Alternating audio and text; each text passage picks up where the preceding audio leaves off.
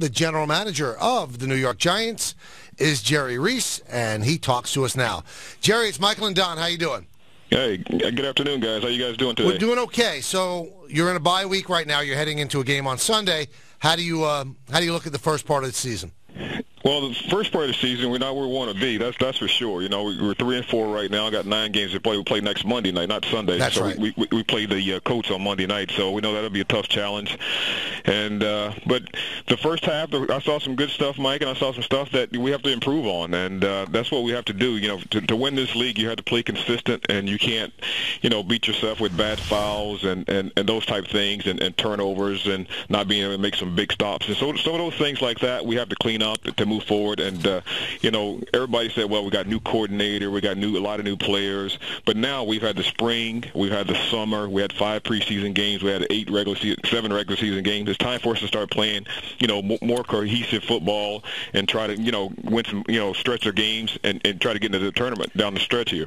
Jerry, when we did a show at camp back in the summer, you said for the Giants to improve, you're going to have to get better play from both Eli Manning and Jason Pierre-Paul. How would you evaluate what they've given you so far in the first 7 weeks? Don, both of those guys have played pretty good, but I think they both can play better. I know they both can play. I've seen them both play better. But to answer your question, they both have played good, but they definitely need to play better at a higher level for us to get where we want to go. And but they have done some very nice things in the first half of the season. Want to play better though. Now, Jerry, we have a very strange talk show here, Don and I. We actually tell people to their face what we say behind their back. So we really did criticize you with the tight end situation. So it's incumbent upon us to apologize. Did you know these two guys were going to be this good? Well, that's just part of your personnel. You try to develop players, and we felt like we have some guys. We think we have 3 tight ends that are very capable of helping us win football games. But you have to develop guys. And you have to get them out there and trust them. But because you can't go out every year and buy players, you got to develop somebody through the draft and undrafted free agent kind of players. And we felt like we had some players that could fit that bill, and we just had to get a chance to get out there and play. Is Reuben Randle someone you have faith can step it up now that you're going to play the entire second half of the season without Victor Cruz? I do. Reuben's leading us in catches right now, and he led us in receiving last year as well. If you guys can remember, Reuben takes a beating for whatever reason, but Reuben is a quality receiver. We want him to play better, be more consistent, obviously. But he's a talented player, and Odell Beckham has to step up and play a bigger role as a rookie. But when you draft a guy where we drafted Odell, and with his talent, skill set that we like, we expect him to step up and be a major factor going down the stretch as in the receiver core for us as well. Jerry, how much does the Beeson situation hurt you? Well, he's a good football player. Anytime you lose a good football player, it stings. But in this league, everybody loses good football players almost every week. So you never can use those kind of things as excuses. Our backup plan was Jamil McLean, who actually when Beeson went out early in the season, Jamil had pulled it together. He played over there with the Ravens and played with Ray Lewis over there, and he kind of brings some of that attitude with him. He's a fiery player, and he's done a good job, the times that he's been our starter in there. So we expect him to, jump back in at the middle linebacker spot and be a good leader in there and pull the defense together a little bit better. All right, the offensive line struggled early. Then that 3-game winning streak, it was one of the strengths of the team, kind of reverted back over the last couple of weeks, especially against Philadelphia.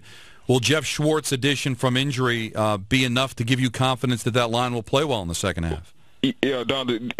Jeff Schwartz is on the clock now, so he has 21 days. So that the November 17th, after the San Francisco game, I believe, we have to make a decision. We can activate him any time if we feel like he's ready to go.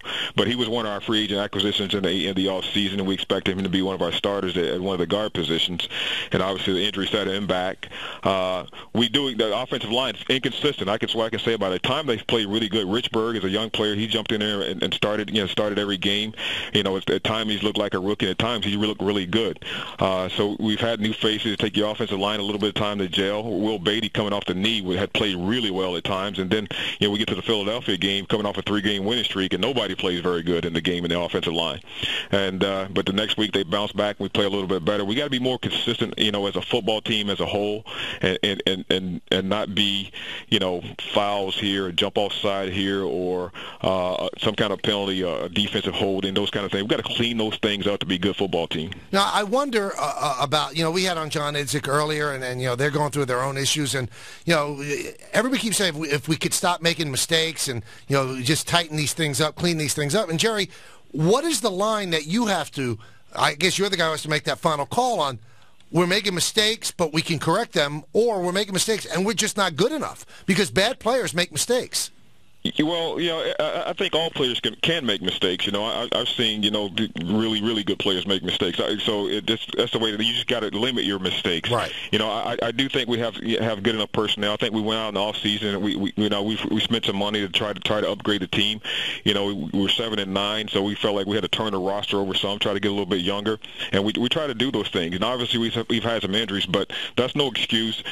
We have the next guy up. I don't care if he's a rookie. I don't care if he's undrafted. The next guy up, it's our coaching staff have to get those guys ready. Okay, this is what we have this week. Okay, this is how we got to win the game with this group of players that we have. That's what the coaches do, and the players have to execute that game plan. And when you get into the second half of the season, you should stop seeing that. Okay, we got a new group of players here. You should stop seeing all these mistakes that happen the first half of the season. You should be have more continuity, and the players should be gelling a lot better, and you should play a lot better football down the stretch. And we hope to do that.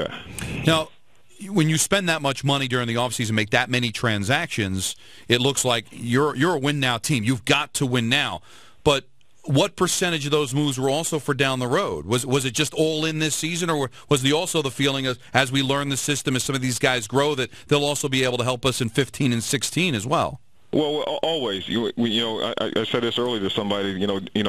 Head coaches, they think just today and what's going to happen tomorrow. GMs try to think, what's going to happen 2 years down the road.